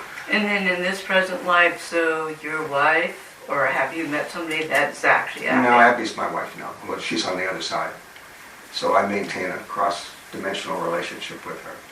Have for 10 years. It's going to be March 10th, which was the date of the first psychic reading. That's going to be our anniversary, 10 years. So now I have met people that are doing this, but all of them have done that with a partner in this life who's passed on, not with somebody from a past life. But if you're interested in this, there's a book called The Unobstructed Universe by Stuart Edward White, very well respected. And in the first opening chapter of that book, he talks about how his wife Betty passed on, immediately contacted him, and how they immediately resumed their relationship. So good authority for that. Yeah. Question. Yeah. So one of the implications that I'm sort of hovering on from this talk is the sort of dialogue between spirit and reincarnation, or spirits like Abby, ghosts in another word, who don't seem to reincarnate, but stick around in some accessible way. I'm assuming that she didn't reincarnate after she passed. As far as I know, yeah. And then one of the questions in this sort of wondering is, if Matthew reincarnated after passing, do you have any access to the in-between story? Or did he, for some reason, his spirit, wait until your birth date to reincarnate? Well, Matthew had a penchant for vengeance. He wrote about it quite a bit, and he tried to control it, but he had, the urge. He also had a hatred of hypocrisy.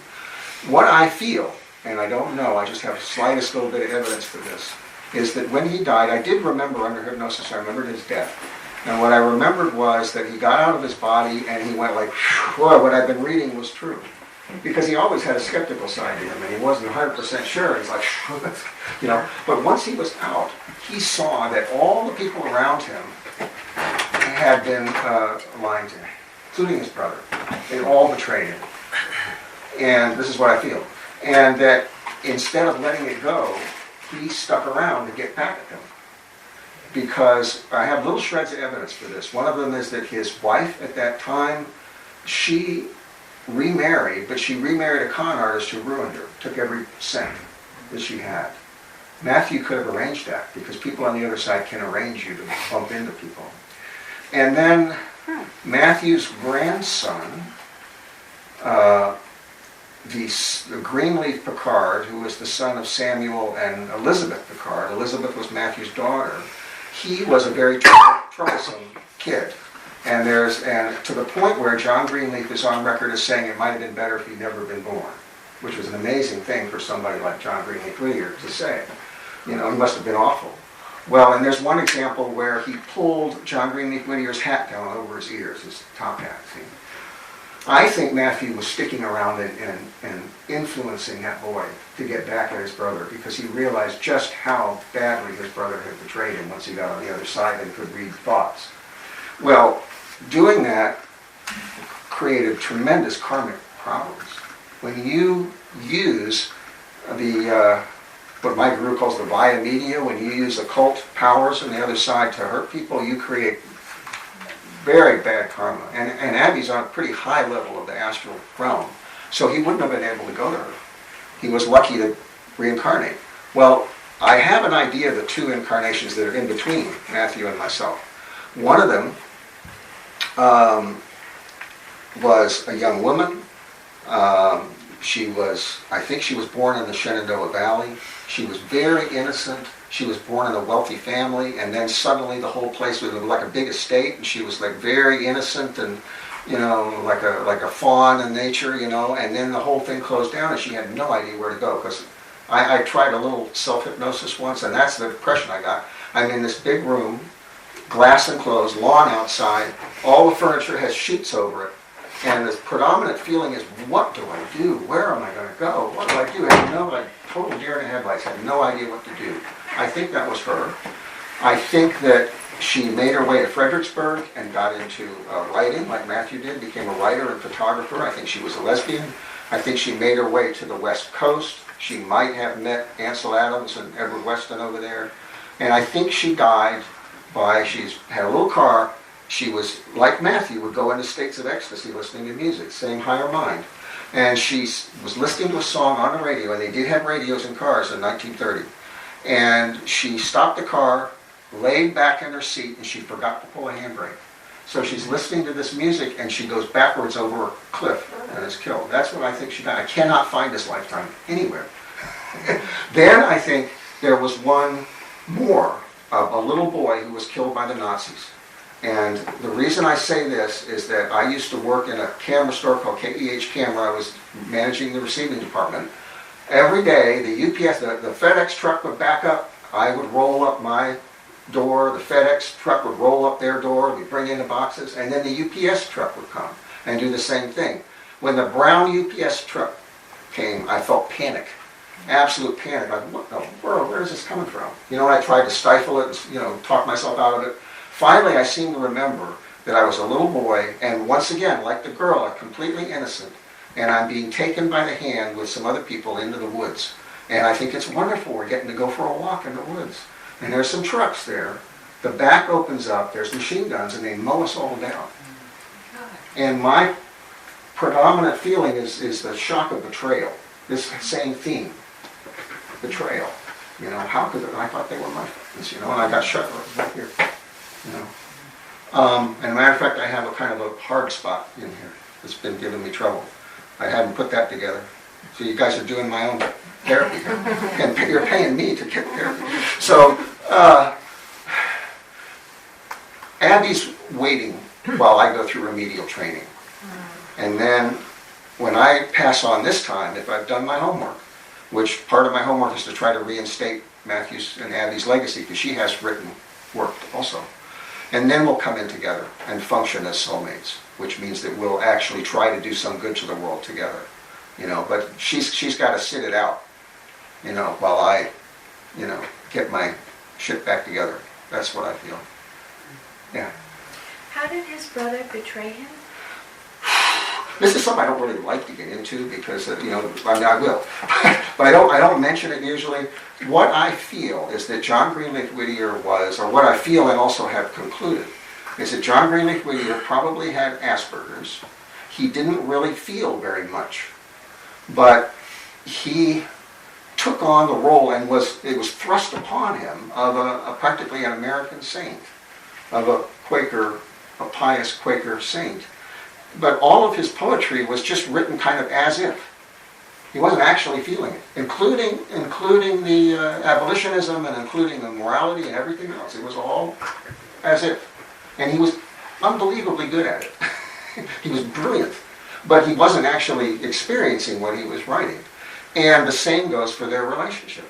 And Matthew always felt it and struggled and struggled and struggled because what he saw was that his brother had essentially disowned him. Because when he married Abby in 1836, he married outside the Quaker fold and they disowned him. And then John Greenleaf and the whole family basically shunned him, more or less. And he felt it. But he couldn't believe it, So he was constantly kind of pushing John Greenleaf Whittier. When are you going to come? When are you going to write? When are you, And finally, finally he realized that it was really true, that his brother really was too famous for him and didn't want to bother him. And you'll never see any of this in the Whittier Legacy, but I did find an article about Matthew by a guy named Charles O. Stickney, who was a reporter. Charles O. Stickney met Matthew at the Boston Custom House, and he asked him point blank, is the rumor true that there's, a rift between you and your brother? And he misquoted Matthew, something that sounds really horrible, like there's none, I think what Matthew said is the only thing in common between the two of us is we have the same parents, but he made it sound even worse than that. But clearly they were estranged, so I've got that historically. So, in answer to the question, that's some of it. I think he just was never to Matthew what Matthew thought he was. Yeah. Any more? Yeah. Some people think that DNA, genes and so forth, genetic material has some kind of consciousness, some kind of sentience, and that's part of what we're connecting to when we become aware of things about our ancestors and so forth, that their DNA is in us and it actually can carry some consciousness. And you do look similar to Matthew, so I was wondering, is it possible that there's some genetic connection Not that I know that of. could give you the knowledge you have? Not that I know of. Never. My mom's family was, well, I don't know for sure, but so far as I know, she comes from a long line of Rockwells. My father was Greek, unless there was some hanky-panky in the family that I'm not aware of, or there was some connection back there on my mom's side, not that I know of. No ethnic. No, I don't think so, and that's a very interesting point, because I'm not the only one. I don't have a picture of Jeff Keane and John B. Gordon, but he's like 98% looks the same. And they don't have any genetic connection either. It's very interesting. But how does that jive with the part you said about that you don't carry the same body from? Well, it's not the same body. It's something. It's a replica. Yeah, it's a replica. It's not the same. So there's one problem with the genetic theory of past life memory, and that's the obvious thing, that we've got people verifying memories that happened when they couldn't possibly have had children. So there was no way to pass it on. We've got people remembering how they died. Well, how could they pass that on genetically? It's not possible. So it definitely, even if it's true, it can't account for all of it, logically. Yeah. But this is an interesting thing. Now, Dr. Ian Stevenson studied children who, he verified the past life, the memories, but then he noticed that the child had birthmarks that corresponded to the autopsy report. So in the past life, the kid was shot in the head. When he's reborn, he's got a mark there, And another kid has like this weird pattern on his chest. You look at the autopsy report, he was shot with a shotgun at close range. And that's exactly, he's got a number of these cases. So then when I interviewed Roger Wolger, the Jungian therapist, he told me about an incident. It's not in my documentary, but he said that, he would ask for volunteers. I volunteered with him myself, but this was some other seminar that I wasn't in.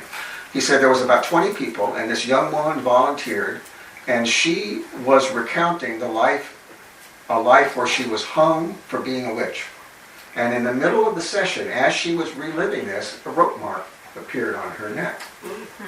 Which means that the subconscious mind is so powerful that it's literally capable of creating effects, at least on the skin, temporarily, even when you're an adult. So this is the power of the subconscious mind. So why can it not influence the growing fetus in the womb? Okay. To the extent that I end up looking, 90% like Matthew, 95%? I wish I had Jeff Keane up here. You would see something really astounding because he looks almost identical. And as far as I know, there's no genetics. So that's the power of the mind that's to shape the body. That's why I say that I think somebody that's been an alcoholic for several lifetimes can literally create a body that needs alcohol. This is the problem with reductionism. It finds a physical, correlation and says that's causal. I don't know. I got something before that. Yeah. When I think about, incarnation, that there's probably around the globe bodies that I inhabited somewhere. Did you have any experience of that, either visiting a grave? I mean, did you, to think that I lived in that body at one time? Was there anything? Just the intellectual stuff. I did go to Matthew's grave several times. It's in Union Cemetery in Amesbury, Massachusetts. And they're all in a big row. Matthew's is way down on the end. John Greenleaf's, which is bigger, is way down at the other end. Because they were estranged, right? I even, last time I went with my researcher, and my current researcher, and she joked and said, well, it is kind of strange, as long as you don't lie down on it. And so immediately, of course, I had to lie down on it, Look, as a goof, but I didn't feel anything. Never happened. And that's because it goes back to what I said. In order to get a flashback, you have to be in a place that was just like it was, and where there's strong emotion. Well, I think that stone has been replaced, so they all match, see? I don't think he ever saw that. So even though his body is lying down there, I have no past experience of it, so I didn't get any of it. Now, I've been to Abby's grave, but that's kind of a long story. But the gist of it is that my researcher wrote me by email and said, do you remember anything about Abby's funeral? And I was typing out in an email, I said, no, I don't remember anything except da-da-da-da-da-da, and all of a sudden it starts coming out, and I just keep typing. I had this whole elaborate scenario. And in that scenario, her grave would have been kind of toward the back, because I remembered the road that goes up to it, I remember an embankment, and we parked up there, and we walked down an incline, a slight incline, over kind of rough ground, for about 200 feet to get to the site. But when we finally found Abby's grave, it's right smack up in the front, next to East Broadway, with the whole line, and I said, boy, this is way off. And then I started looking into it. Well, it was a burial ground before it was an official cemetery. She was buried in the burial ground. In Victorian times, people would find a nice spot the most beautiful spot they could find where, the family would like to go and, visit and so on. They didn't do this thing that we do now with all this tight rope. So that means her body was dug up and moved. And as a matter of fact, she's given me to understand that there's only a couple shards of bone where the stone is now. There's hardly anything left of it. It's a double stone. It's her and her 8-month-old daughter who died only 2 weeks apart. A really tragic situation. But I did feel something when I went to what I think was the original site and stood there, even though there's a little bit similar, because what I remembered was a backdrop of bushes and small trees. And there is one there still. It can't be the same trees, but I guess in cemeteries things change very slowly, and there's still a backdrop there. And when I stood there, I was recording on my phone in real time, and my voice started to catch. Started to feel something. But probably that's not the original stone either, so, yeah. Yeah. So this is one of the major lives, so have you gone into any other lifetimes and studied or had feelings coming up? Quite a few, but none that I can prove. There was one that I kind of touched on. Under hypnosis, I remember being a sailor, kind of a happy-go-lucky guy, kind of a, goofball kind of guy, without any spiritual aspirations or anything, on a ship. And we get to Polynesian Islands, and I fall in love with a girl there, young, like early teens, and she transforms me completely. Because she's deeply spiritual and she awakens that in me. And suddenly I've never thought of these things before, never felt these things before. Suddenly I'm awakened and then I'm torn away. And this is the soulmate pattern, what people call twin flames. They go through these separations, these forced separations.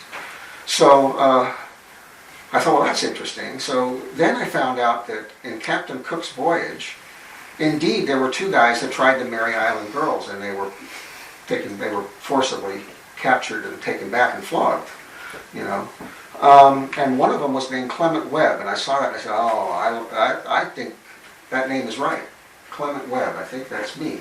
And then I found there was a letter from Clement Webb to Joseph Banks. Joseph Banks was a science officer, and years later, Clement Webb is writing him on a ridiculous attempt to get a pension.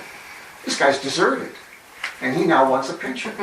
And it's very much like a letter Matthew wrote. He looks like his handwriting. And I felt, I know what this is. His daughter was disabled, and she said, please, Daddy, please write. And he says, there's no way, but all right, for your sake. I'll do this ridiculous thing. So now he's down, and the only thing we have of Clement Webb in history is this ridiculous request. Well, remember, I was the one that wanted to stay. He was the way he put it. But the death dates are wrong. The death date for Clement Webb is 1829, and Matthew was born 1812. So if that's correct, it's wrong. On the other hand, if it was miswritten and it was 1809, it could be right. And the reason I think that's the case is because in this letter, he tells Joseph Banks, I've been seriously injured and I probably don't have much longer to live. But if he died in 1829, he would have been in his 80s. So it doesn't match. That's as far as I can take it. Yeah. Have you always incarnated as a male? Oh no. No, the most recent one was a boy, and before that was a woman. What, as near as I can tell, the pattern is that you incarnate for several lifetimes in the same sex, and then you flip over. Because I've had experiences with both. Yeah. So, but I was a very confused young woman who was a lesbian and still looking for Abby. Apparently, I was still attracted to women that looked like Abby. But yeah, I think it goes back and forth. But I think it's not. Usually, it's not one right after the other. Usually, it's several male, and then you switch over, and several female, and switch over. But there's nothing set in concrete. I don't think with reincarnation. Yeah. 5-minute heads up. Okay. Well, I'll tell you what. I have one more thing to show you because I know that you spoke of synchronicities. I think this is going to take us about 5 minutes. I'm going to show you one that came up in my study. This was for sale on eBay, and it's exactly what it says. It's a carved box. Inside that is a little tiny box, and inside that is what looks like 2 very, very small carved deer, and they belonged to John Greenleaf Whittier. It was for sale for about $100. The deer are broken, and there's a confirming letter from Samuel Picard, the official Whittier biographer, in it. It's now broken into 4, but it was folded in 4 pieces, and it's in the box. It says this really did belong to John Greenleaf Whittier, and it's signed, and it is Samuel Picard's signature. So I said, well, there's no way I'm going to win this, because, something that actually belonged to John Greenleaf Whittier is going to go. So I said, I'll just put the minimum $100 on it, and I won it. Nobody else noticed it, apparently, so I won it. So here's the deer. They are literally half an inch long, okay? And they are tiny. Now, I suspect, this is just working it out logically, I suspect that Greenleaf Picard broke that here, and this looks like it was an attempt by like a 6-year-old to fix something. So I think the Greenleaf Picard broke it. So there they are. But I found it when Matthew was writing as Quails for the Boston Weekly Museum. He went overseas. This is the part that historians think was written by the entertainer Ashen Dodge, who was also overseas. This was all Matthew. He's in Lucerne, Switzerland, and he says, the Swiss peasantry have long been noted for their ingenuity, which they manifest in their leisure hours in whittling out representations of Swiss scenery, hunting scenes, dairy scenes, and images or statues of different eminent persons. Some of these whittlings are exquisite beyond description, representing perfectly formed animals and persons less than half an inch in length, every limb and feature being as carefully carved as the marble statues in Westminster Abbey in London. And these are indeed half an inch long. Now, Matthew was writing as though he thought this was kind of common, but I couldn't find this anywhere. I found the little lions and little, like 2 inches long and whatever, but nothing like this. So he must have latched on to somebody who was exceptionally good and didn't realize that it wasn't something that all Swiss people did. But these are not deer. These are chamois. Chamois are like a combination of a deer and goat that's in the Alps, and they look like this. There's the male on the bottom and the female. And there they are. See, so these are chamois, and they're standing on the rocks in the Alps. Okay, so this was something Matthew would have bought for Christmas for Elizabeth, for his sister. I think, because it's small, it's light, it's easy to get in your luggage, and he got home about mid-October, and he knew Christmas was coming up. So I think, I don't have any more evidence, but I think he bought this for Elizabeth. She had them for a while. She died in 1864. They would have gone to John Greenleaf Whittier. John Greenleaf died in 1992. They would have gone to his niece, Elizabeth, whom he raised. She died in like 1902 or 3 or something like that. They would have gone to Samuel Picard, who really didn't give a hoot. And he would have given them to John Townsend Trowbridge, who lived in Arlington, Massachusetts, who was an excellent poet and a writer of boys' adventure stories, who knew all the Whittiers, was also friends with Matthew. And he had a room of memorabilia. He also carved, so they would have gone to him. This was bought at an estate sale in or near Arlington, Massachusetts. So that's, I think, is the provenance of that. But it came back to me. So I'm sitting here holding something that Matthew bought in 1851. So that's synchronicity, Now, what drives that, I don't know. But I think are we about at it? Just about. Okay, that's it. Thanks.